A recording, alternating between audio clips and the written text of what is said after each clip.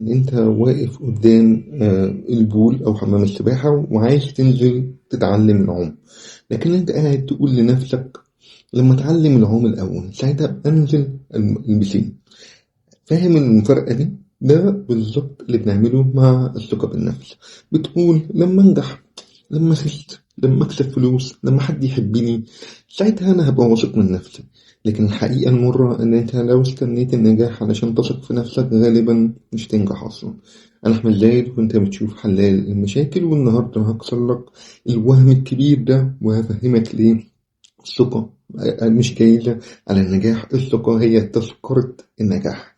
تمام. الوهم الكبير الإنجاز الأول وبعدين الثقة. ده كلام مش صح، المعادلة دي غلط تماما. زرعت في دماغنا زمان إن النجاح كبير بيساوي شهرة أو فلوس. الجسم المثالي يعني ثقة بالنفس، لكن الواقع القاسي في ناس كتير نجحت وبرضه لسه مش واثقين من نفسهم. في ناس كتير معاها فلوس وبرضه لسه حاسة بالنقص. في ناس جميلة جدا وبرضه لسه بتكره نفسها. ليه؟ لأن الثقة مش بتتبني من بره، الثقة بتبدأ أو بتتبني من جوه. الحقيقة مرة إن الثقة سبب مش نتيجة. خليني أقول لك قصة حقيقية. في رجل أعمال مصري بدأ من صفر تماما. كان عنده فكرة بسيطة جدا، لكن ما كانش عنده لا فلوس ولا خبرة ولا شبكة علاقات عشان يقدر يشتغل في الموضوع ده. لكن كان عنده حاجة واحدة بس، ثقة صغيرة إن هو يقدر ياخد خطوة واحدة. الراجل ما قالش لما يبقى معايا مليون جنيه مثلا ساعتها هبدأ. قال لأ، أنا هبدأ النهاردة هكلم 5 أشخاص بس. وفعلا كلمهم. تاني يوم كلم 5 تانيين. بعد شهر لقى شريك. بعد سنة عمل أول صفقة. بعد 3 سنين بقى عنده شركة. مفيش حد اداله بثقة، هو بناها يوم ورا يوم بالراحة جدا.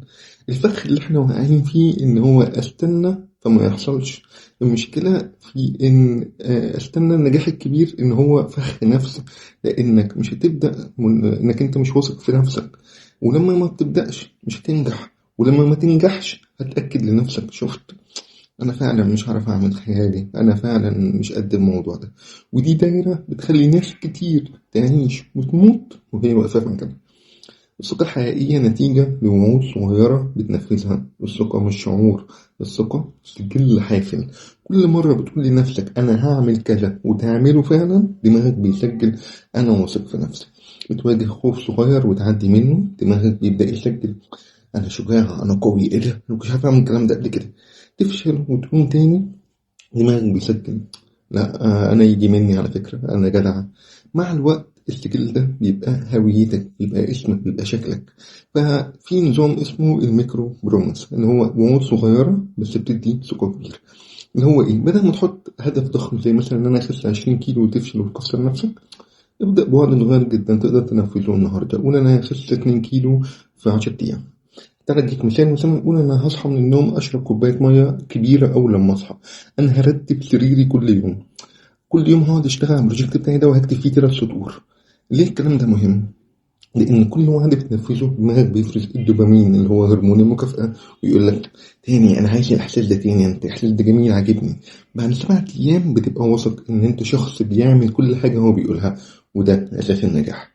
الخطأ القاتل إن أنت بتربط القيمة بالإنجاز. في ناس بتقول لك أنا هستحق الثقة دي لما أبقى ناجح يا حبيبي، لكن الحقيقة قيمتك مش في الشهادة ولا في مرتبك ولا في جسمك. قيمتك إن أنت إنسان بيحاول، إنسان بتتعلم من أخطائك، إنسان طيب مع نفسك ومع الناس. لو كنت بتعمل كل الحاجات دي وكانت إجابتك أيوة في كل الحاجات دي، يبقى أنت تستحق الثقة دلوقتي مش بعدين. فكالعادة تعالى هديك 5 خطوات عملية تبدأ بيهم من بكرة الصبح. أول حاجة اختار 3 وعود يومية صغيرة جدا. يعني مثلا هصحى الساعة 7 الصبح من النوم، هشرب 2 كوباية مية من اللي هي نص لتر دي، همشي 10 دقايق. القاعدة الذهبية إن الحاجات دي لازم تكون سهلة لدرجة إن أنت متقدرش تفشل فيها. تاني حاجة سجل الانتصارات اليومية، والله حتى لو تافهة هتنفع. دماغك بطبيعته بيركز على الأخطاء وبيتجاهل النجاحات. فأنت كل يوم قبل ما تنام اكتب 3 حاجات أنت عملتها صح. مثلا رديت على رسالة كنت أنت مأجلها، قلت لأ لطلب مش مناسب، ما انت عارف انا قلت ايه، انا قصدي ايه. ما انفجرتش في موقف كان ممكن تزعل فيه. بعد اسبوع لما تقرا القائمه دي هتتصدم بقد ايه انت بقيت بتتقدم. تالت حاجه، واجه الخوف. واجه خوف واحد صغير كل اسبوع. الثقه ما بتتبنيش في منطقه الراحه. مش لازم، مش بقول لك نط من طياره يعني، بس ابدا بحاجه بسيطه. مثلا اتكلم في اجتماع جمله واحده بس. ابعت رساله لحد انت ما كنت بقالك كتير قوي مش عارف تبعت له رساله. ارفض طلب من مش عايزه. كل مواجهة من دي بتكبر دايرتك.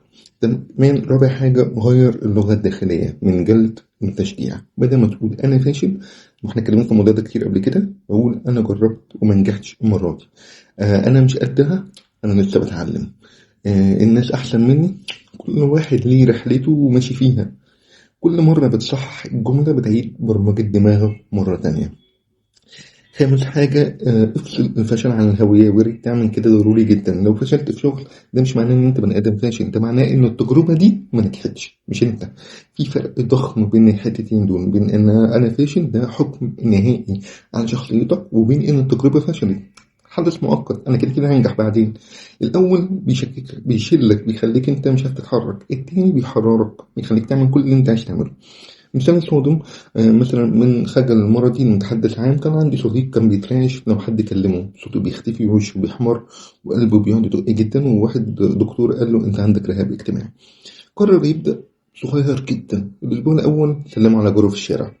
الأسبوع التاني قال رأيه في قعدة العيلة. الأسبوع التالت علق في اجتماع شغل قال جملة واحدة بس. بعد 6 شهور عارف عمل ايه؟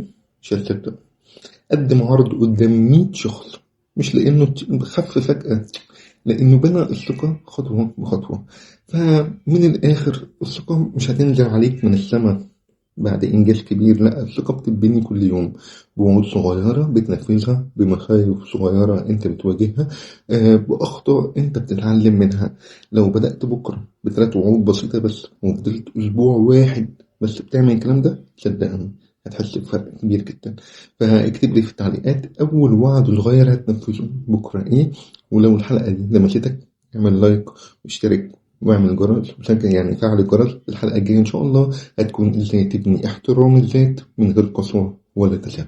أشوفك على خير إن شاء الله. السلام عليكم.